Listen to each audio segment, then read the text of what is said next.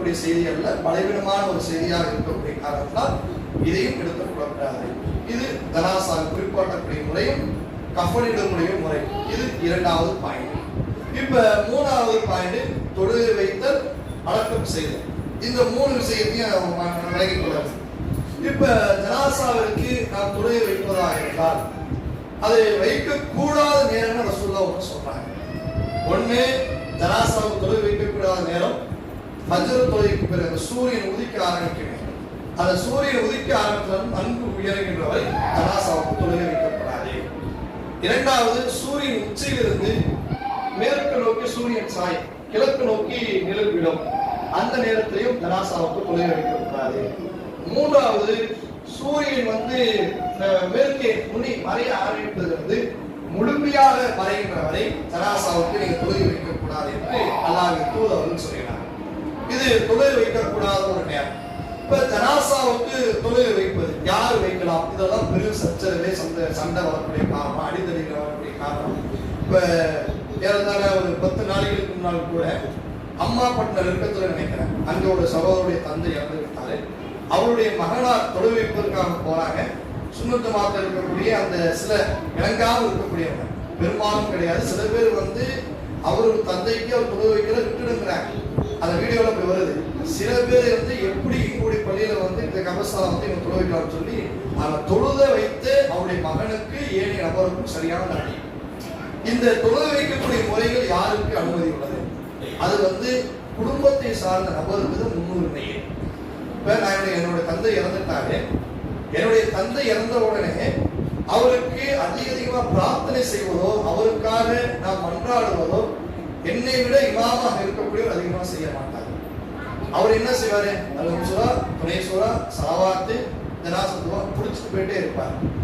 நம்ம ஜனாசாவோட துவாவை ஓதினால் கூட இன்னும் கூடுதலாக அவர்களுக்காக பாவ மன்னிப்பை நாம் தேடக்கூடிய ஒரு நன்மை, ஒரு தன்மை நம்ம இடத்துல வரும். அது யாருமே உணர்வதில்லை. கேட்டா எங்களுடைய பள்ளியில் இருக்கக்கூடிய நபர்கள் தான் அவர்கள் தொழுகை நடத்த வேண்டும் என்ற ஒரு சட்டத்தை அவங்களே எழுதப்படாத, மார்க்கத்தில் சொல்லப்படாத ஒரு சட்டத்தை வச்சிருக்காங்க. அதே ஆளுக்கு போய் இமாம்கிட்டே முத்த வேண்டும் போய் கேள்வி கேட்கிறேன்.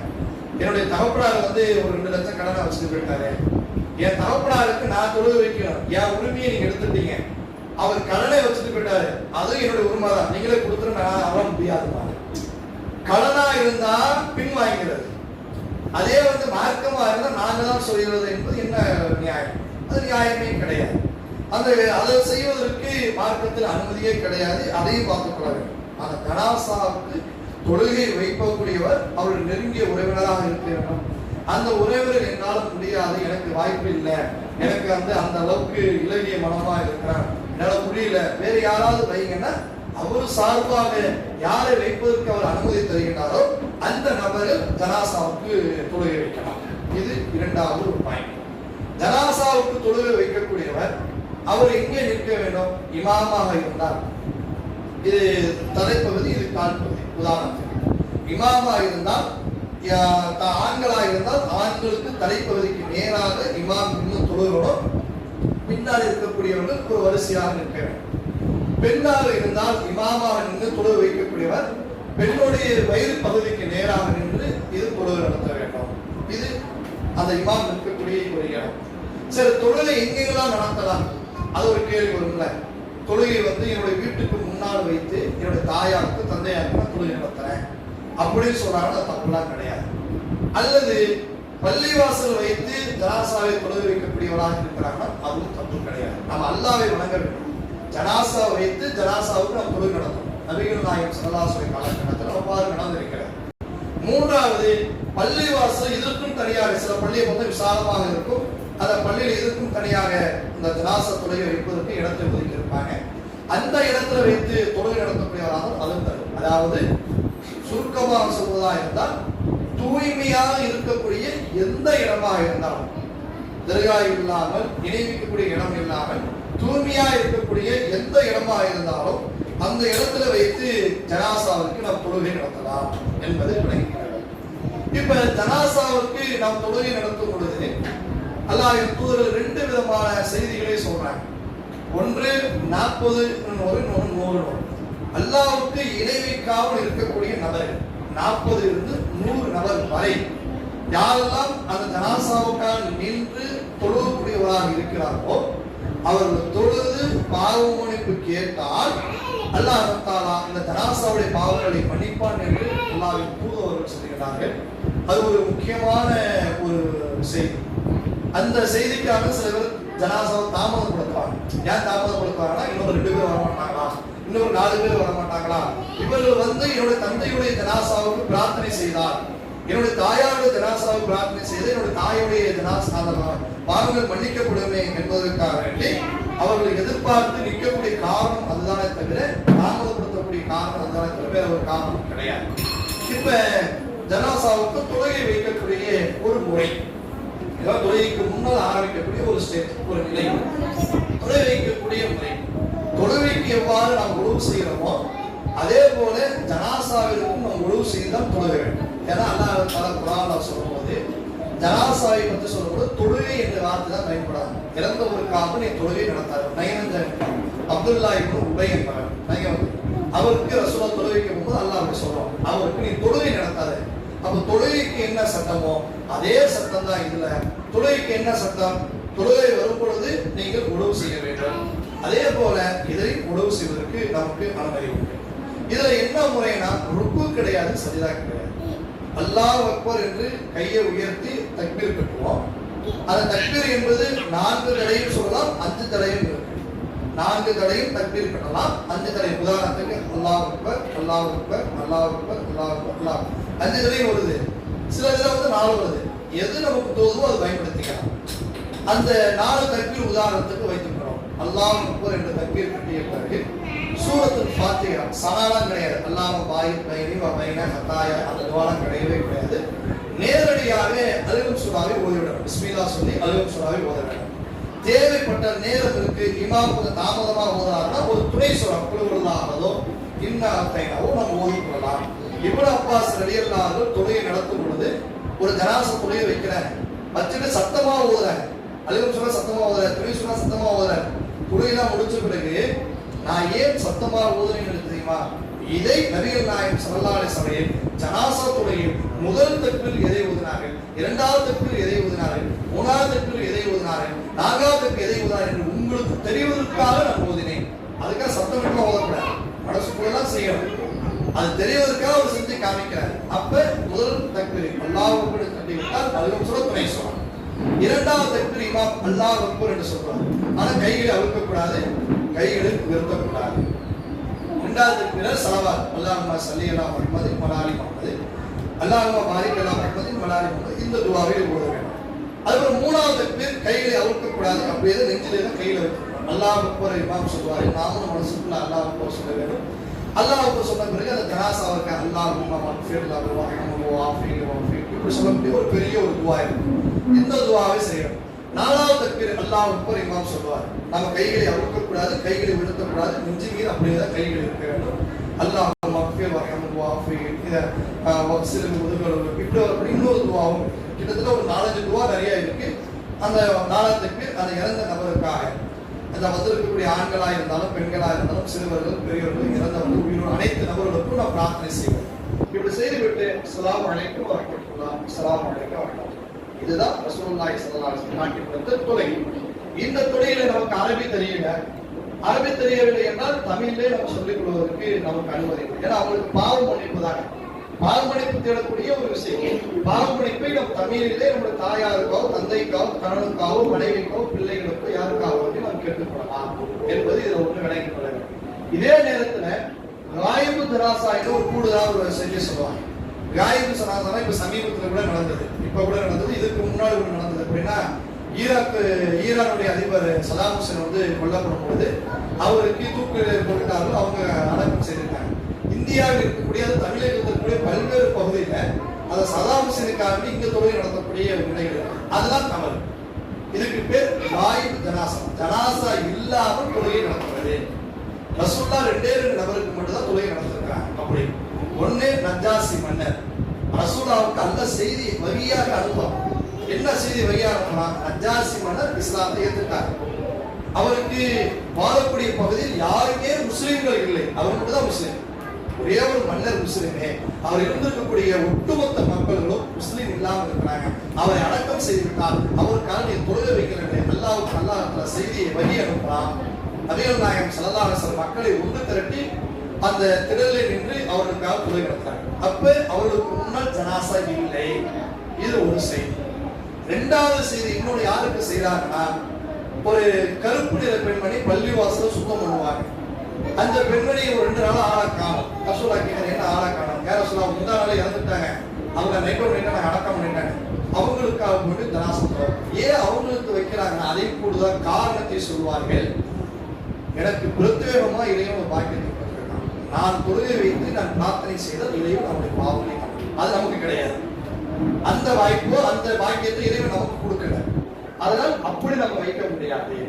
அந்த முதல் சட்டம் இருக்கிறது. நஜ்ஜாசி மன்னருக்கு ரசூலுல்லாஹ் எப்படி தொழுகை வைத்தார்களோ அதே போல ஒருவர் இறந்து விட்டார், அந்த ஊரில் யாருமே அவருக்கு தொழுகை வைக்கப்படவில்லை அப்படிங்கிற ஒரு நிலவரம் வருது. அதை நாம் கேள்விப்பட்டோம் என்றால் நம்முடைய ஊரில் அவருக்காக காய்ச்சி வச்சுக்கலாம். அப்படி ஒரு சூழ்நிலை இப்ப உள்ள காலகட்டத்தில் எதுவுமே இல்லை. அதையும் நாம் கவனத்துல வைத்துக் கொள்ளணும். நமக்கு தெரிந்த வரைக்கும் இல்லை, தெரியாமல் இருக்கலாம், நவீனமா இருக்கு, தெரியாமல் இருக்கலாம். அதனால அதையும் நம்ம கவனத்தில் வைத்துக் கொள்ள வேண்டும். இதுதான் ஜனாசாவுடைய சுருக்கமாக இருக்கக்கூடிய ஒரு சட்டம். அதுக்கு பிறகு ஜனாசாவை அடக்கக்கூடிய முறை, அதெல்லாம் கபருக்கு போகக்கூடிய ஃபாலோ பண்ணிக்கலாம். அடக்க போகும்போது அப்போ ஒரு வார்த்தை சொல்லுவாங்க, அந்த ஜனாசா கீழே இறக்கி வைக்கும் பொழுது பிஸ்மில்லாஹி அலா மில்லத்தி ரசூலுல்லாஹி ஸல்லல்லாஹு அலைஹி வஸல்லம், அல்லாஹ் சுன்னத்தி ரசூலுல்லாஹி ஸல்லல்லாஹு அலைஹி வஸல்லம், அல்லாஹ்வுடைய பெயரை கொண்டும். இரண்டாவது நபிகள் நாயகம் ஸல்லல்லாஹு அலைஹி வஸல்லம் வழிமுறை பிரகாரம் இந்த ஜனாசாவை நான் அடக்கம் செய்வேன் அப்படின்னு சொல்றது. இது அடக்கம் செய்யும் போது சொல்லக்கூடிய ஒரு வாசகம். அது கபரஸ்தானுக்கு செல்லக்கூடியவர்கள் அந்த குடியில இறங்கி ஜனாசாவை அடக்கம் செய்யக்கூடியவர்கள் இதை சொல்லக்கூடியவர்களாக. இப்ப தொழுகக்கூடிய முறையும் நம்ம சொல்லியாச்சு. இது 3 பகுதியாக. ஒண்ணு, ஜனாசாவுடைய வீட்டில நாம் நுழையும் பொழுது அல்லது அவர் மரண உயிரோடு இருக்கும் பொழுது அவர் சில காரியத்தை செய்ய வேண்டும். இரண்டாவது, அந்த ஜனாசா இறந்து விட்டார், அவர் குடும்பத்தில் இருக்கக்கூடிய என்னென்ன காரியங்கள் செய்ய வேண்டும், இது ஒண்ணு. இரண்டாவது, குளிப்பாக்கக்கூடிய முறை, கஃன் இடக்கூடிய முறை. மூன்றாவது, அந்த ஜனாசாவுக்கு தொழுகை வைத்து அடக்கம் செய்யக்கூடிய முறை. இந்த 3 முறையும் நம்ம தகவலாக சொல்லிட்டோம். இப்போ ஒரு மேலோட்டமாக ஒரு சுருக்கமாக எப்படி அந்த ஜனாசாவை நாம் கையாளணும். இதுக்கு ரொம்ப நேரம் ஆகாது, அதிகபட்சம் ஒரு 5 நிமிஷம் 10 நிமிஷம் தான் ஆகும். ஜனாசா யாரு? அல்லாஹு அக்பர் அல்லாஹு அக்பர் அல்லாஹு அக்பர்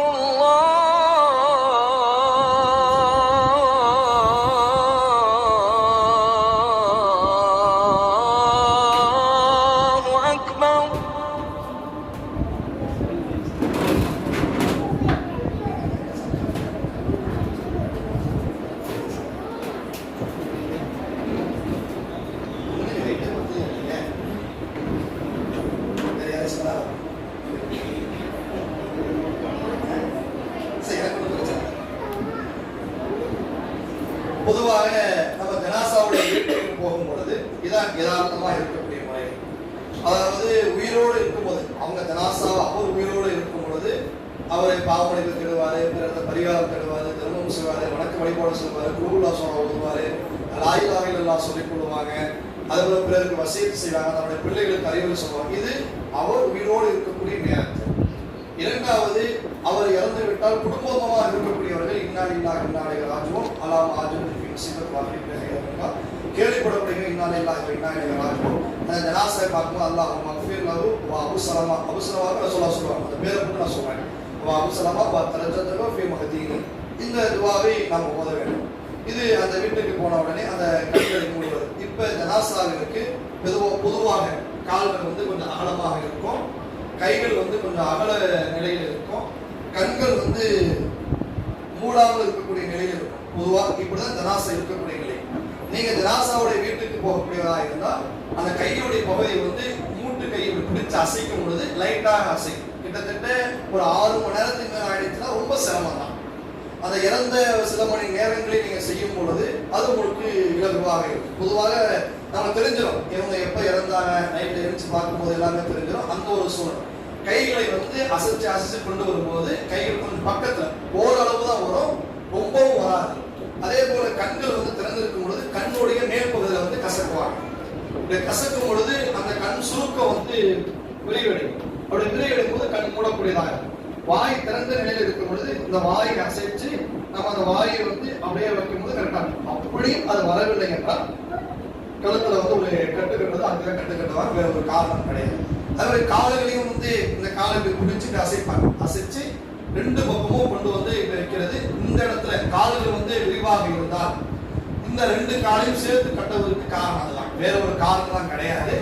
இது வந்து உடல் பார்ப்பதற்கு ஒரு வியாபாரமா ஒரு வித்தியாசமா இருக்கக்கூடிய காரணத்தினாலதான் இவங்க இதை செய்யக்கூடியவராகும். இது ஜனாசாவை நம்ம வீட்டுக்கு போய் பார்த்த உடனே செய்ய வேண்டியது.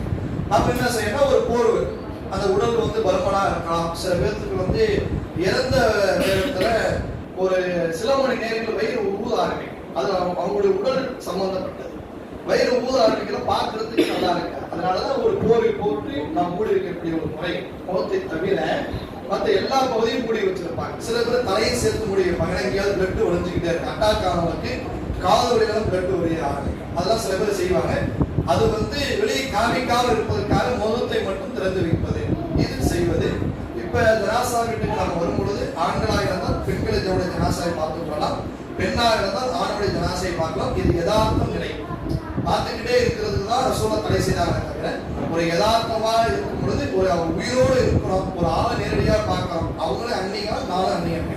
இது எப்படி பார்ப்பதற்கு அனுமதி உள்ளதோ அதே போல ஒரு ஜனாசா வீட்டுக்கு வந்து இப்படி பார்த்துட்டு போறது அது அனுமதிக்கப்பட்டது. இது அந்த உயிரோ அந்த இறந்த உடனே செய்யணும்.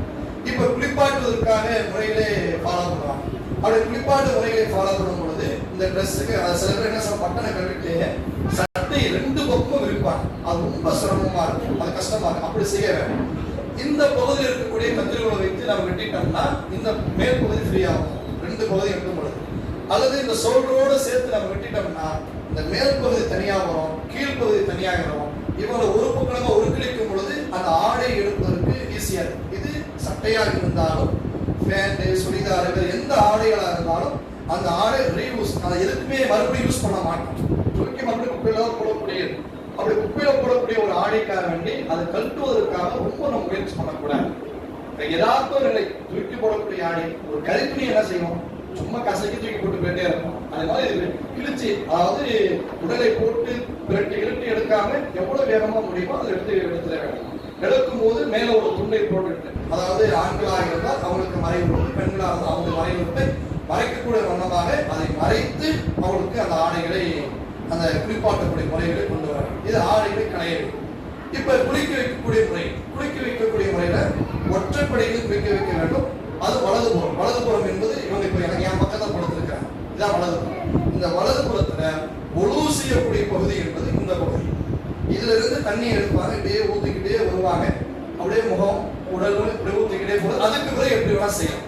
இப்போ முகத்துக்கு ஊற்றும் போது சில பேர் என்ன செய்வாங்கன்னா முகத்துல கையை வச்சு தான் ஊற்றுவாங்க. ஏன்னா மூக்குல ஓல்ஸ் இருக்கு, வாயில ஓல்ஸ் இருக்கு, தண்ணி சில நேரம் உள்ளார இறங்கும். நீங்க கஃபன் இட்ட பிறகு அந்த தண்ணி கழுத்து லைட்டா சாச்சாங்கன்னா அந்த கஃபன்ல இருந்து தண்ணி வளர்த்துட்டே இருக்கும். அப்ப அந்த கஃபன் ஃபுல்லா நனையக்கூடிய அளவுக்கு ஈரமா இருக்கிறதுனால சில பேர் என்ன சொல்ல கண்ணு வாயை கையும் மூடிக்கிட்டு அதை ஊற்றக்கூடிய நேரத்துக்கு வேற ஒரு காரணம் கிடையாது. ஓல்ஸ் பகுதியில் தண்ணி போகாம அளவுக்கு பார்த்துட்டு அதுக்கு தான்.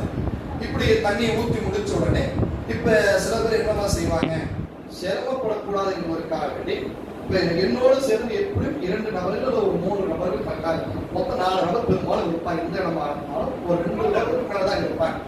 இப்ப மேல் பகுதியை நம்ம ஈஸியா குளிக்க வச்சிடலாம், கீழ் பகுதியை ஈஸியா குளிக்க வைக்க முடியாது. அப்ப வந்து இலகுவாக திருப்புறத்துக்கு இந்த இடது காலை தூக்கி வலது கால் மேல இப்படி வைக்கணும், இடது காலை தூக்கி வலது கால் மேல வைக்கணும். இதெல்லாம் நடைமுறை மார்க்க